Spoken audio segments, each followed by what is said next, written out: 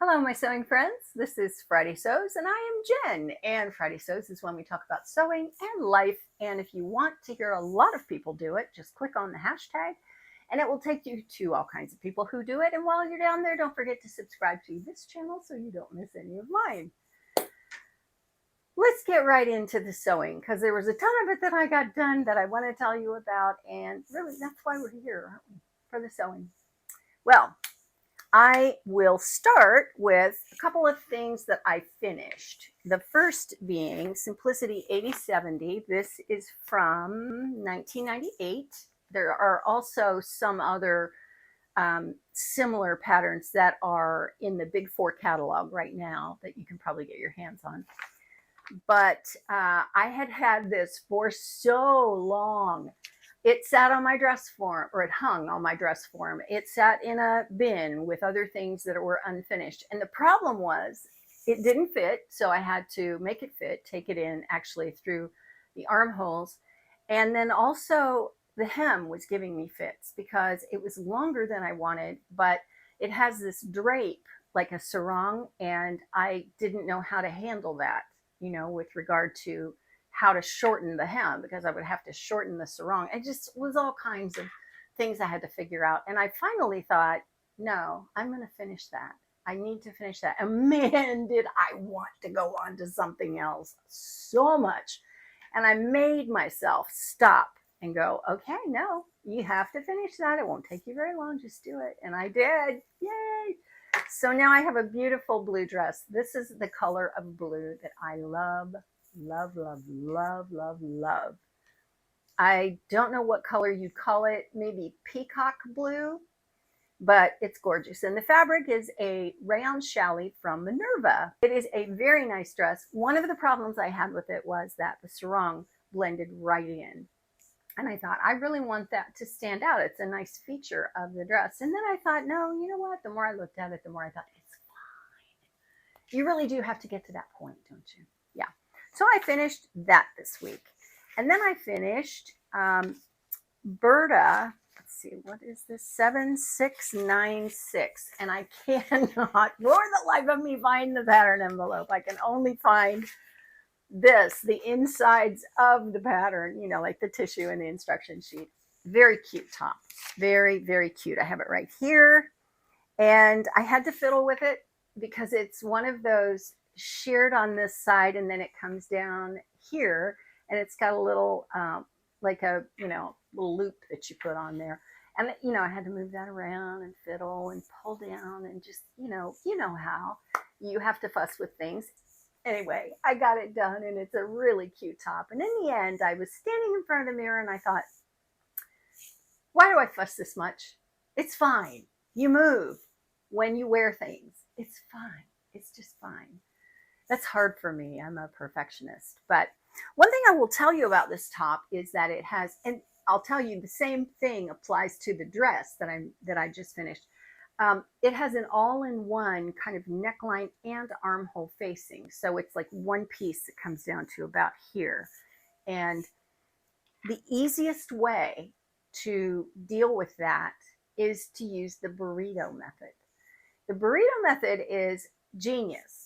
I don't know who ever thought of it, but they're a genius. They ought to be making millions of dollars for this whole concept.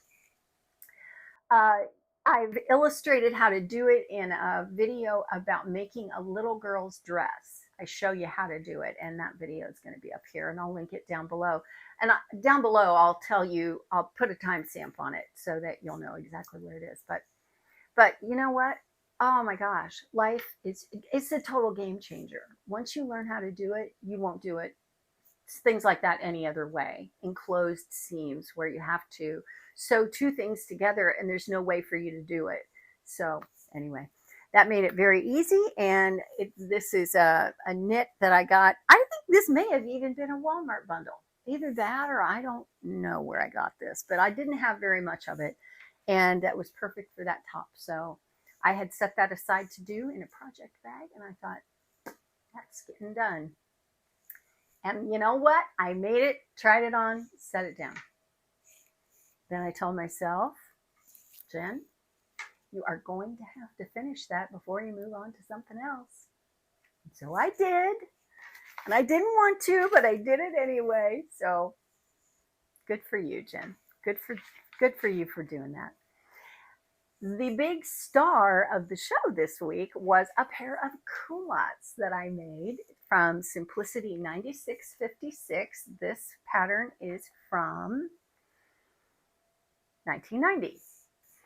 And I made them out of a rayon twill. It's more of a bottom weight.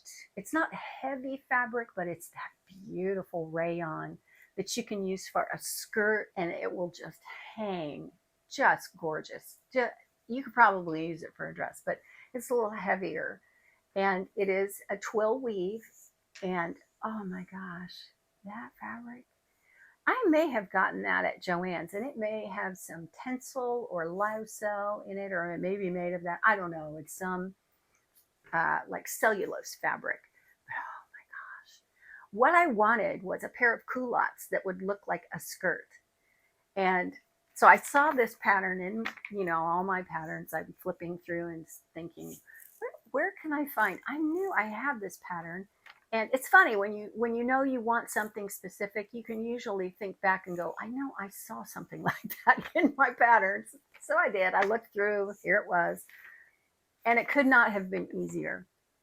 This is simply a pair of, as they say on the back, pull-on shorts. That's all it is. And they have 2 pleats on each side of the front and 2 pleats on each side of the back, side seam pockets, and then a separate waistband that you put on, and you make 2 casings, and you thread through elastic, and that's it. Did you know pants go together so fast? Really, so fast. I mean, my goodness. And I did them the way I talked about having done them in the video where I tell you how I perfected the pants that I have that fit me now. Yeah, I did it that way. Can't say enough good about this. They will go with virtually everything in my closet that is a top, and they look amazing. Oh my gosh, you'll have to let me know what you think, because I am in love.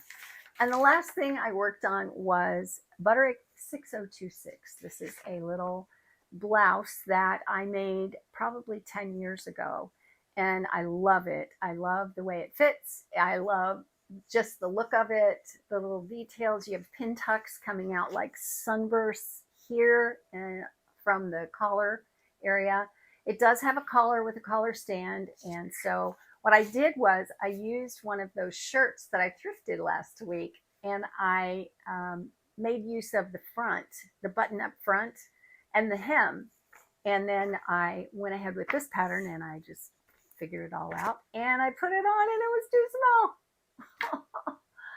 Well, that was my fault, because I had made it before, and I had made the size 16.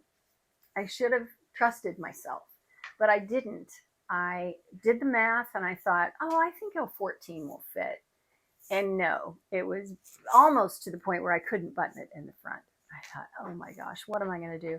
So I took out the fisheye darts in the back. I had serged the seams on the sides after stitching them, and so I just took the stitching out and left the serged part in. So those seams aren't going to come apart, but yeah, there it's down to like 1/4 of an inch. And then I took the buttons and I moved them over, because that occurred to me. Oh, you could do that.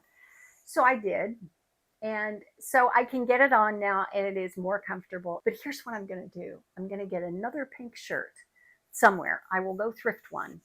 The trick is to get a great big one. Get a really XXXL men's shirt, and that gives you a lot of fabric. So I'm going to do that, and I'm going to make it again, and then I'm going to go back in with the one that's too small, and I'm going to put the fisheye darts back in and re-sew those seams and give it to my daughter, my middle daughter, who loves my clothes. She does have a room that she turned into a dressing area and a closet. I mean, it's a room. It's a bedroom. And I was in there one time, and I looked around, and I said, gosh, I recognize that and that and that and that, because I pass things down to her. I'll say, I'm cleaning out my closet. Anybody want this stuff? And she's always going, I do. So we're going down, and I'm looking, and I'm going, I recognize all these things. She said, oh yes, I have a lot of Jenny's originals. She says that because that's my logo. And I have labels that I have printed. I used to have them printed, and I have a lot of those, but I moved on to the woven ones because they're much nicer. And I don't know why. Who cares? But, you know, I like that. I like having those labels. Anyway, so that's why she says that. That is pretty much all of the sewing this week. And it's a good thing that I don't have to tell you anything about life. So moving on into life, yeah, I have nothing to tell you. So let's move on. Really, all I've done is sew for the entire week. That's it. And I got to get out and get some sunshine. A couple of times I was out doing stuff that I needed to do for the house, and I got over to the pool one day. But you know what? You just, if you have this much gorgeous sunshine in a place where you live, you need to get out in it. That vitamin D is crucial for how happy you are, how good you feel. It feeds so many of the systems in your body. So you need that. And you probably don't have enough, and you should probably be taking some, even if you are out in the sun a fair amount. Makes me wish I was a gardener. Yeah, I'm just not. Okay, I'm going to move into a little bit of Jesus. So if that's not for you, I just want to say thank you so much for being here. I really appreciate you, and I hope that you'll come back. I will see you next time. If you did stick around for a little bit of Jesus, I'm glad you're here. And I have one of my scripture cards, and this is from Psalm 46:10. Be still and know that I am God.